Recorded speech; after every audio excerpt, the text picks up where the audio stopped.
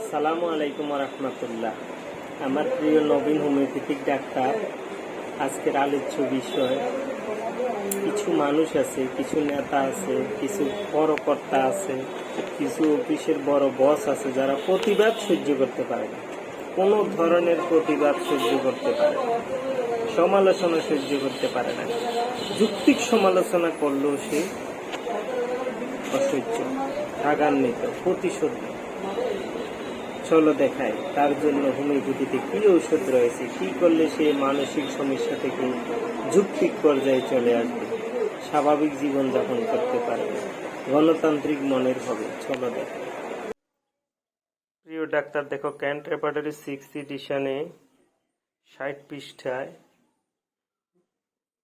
Mind অধ্যায়ের main রুব্রিকটা হলো কিল, সাব রুব্রিক হলো ডিজায়ার টু, হত্যা করার প্রবৃত্তি। Kill the person that contradicts her, যেই প্রতিবাদ করে তাকে হত্যা করতে ইচ্ছা করে। একমাত্র ঔষধ মার্কসল। মার্কসল ওষুধটিকে শক্তিকৃত অবস্থায় রোগীর উপর প্রয়োগ করা হলে তার মনোজগতে পরিবর্তন আনবে এবং সুস্থ স্বাভাবিক জীবনে ফেরত আসবে, গণতান্ত্রিক মন মানসিকতা তৈরি হবে। ধন্যবাদ সবাইকে।